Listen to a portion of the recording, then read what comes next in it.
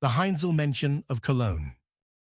Long, long ago, when there were no machines in Cologne and all work had to be done by hand, something truly wonderful happened. In the city lived tiny, hardworking creatures whose origins and appearances remained a mystery to all. They were known as the Heinzelmännchen.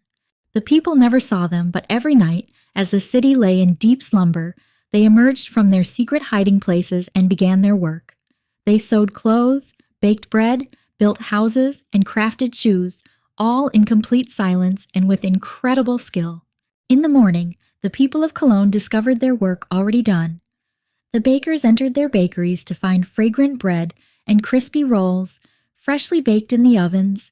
The tailors found magnificent garments on their tables, adorned with intricate stitches, as if crafted by a master's hand. The carpenters discovered fully completed houses with sturdy walls and beautiful windows. And the shoemakers found shoes so perfectly crafted that no one could imagine how it was possible. The people rejoiced. Work? Why bother? The Heinzelmännchen took care of everything. Instead, the people of Cologne spent their days celebrating, storytelling, and laughing. No heavy lifting, no tedious sewing, no early mornings. A life of ease, just the way they liked it. But one person in the city was not satisfied. The tailor's wife, a curious and cunning woman, was determined to uncover the secret of these mysterious helpers. What do they look like? She wondered. Where do they come from? And why do they hide?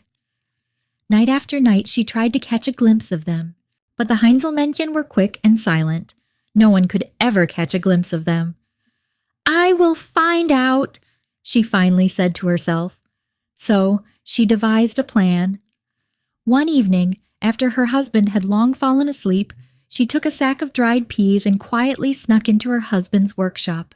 Very quietly, so no one would notice, she scattered the peas on the stairs leading directly to the workshop. When the Heinzelmännchen come, she whispered to herself, they will slip on them, and then I will finally see them. Then she hid in the darkness and waited. The night came, the bells struck midnight, the city lay in deep slumber, and then, hush, hush, hush, the Heinzelmännchen arrived. They hurried through the empty streets, as swift and silent as ever. But as they entered the tailor's workshop, it happened. Plop, crash, slip, ouch! With a loud commotion, they tumbled over each other. The smooth peas made them stumble, they slipped, tripped over their own feet, and tumbled down the stairs. The tailor's wife widened her eyes in shock. There they lay, small, with tiny, skillful hands, pointed hats, and sparkling eyes. But the Heinzelmännchen were not pleased. They looked at each other, then at the woman. Their faces were serious. We have been discovered, one cried. This is the end, another shouted. We are leaving forever, declared their leader. With one last angry glance, they spun around. They jumped up and ran away. They darted through the streets, over bridges and squares, never to return to Cologne again. The next morning, the city awoke, only to make a shocking discovery. The workshops were empty. The ovens were cold. No clothes, no houses, no shoes. The Heinzelmännchen were gone. From that day on, the people of Cologne had to do their work themselves, and they still do to this day.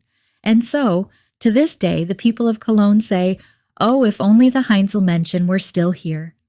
After all, who wouldn't love to wake up and find all their work already done? The story of the Heinzelmännchen teaches us that diligence and personal responsibility are important. Those who rely only on others may find themselves without help in the end. Additionally, the story highlights the importance of gratitude. Only when something is gone do we truly realize its value.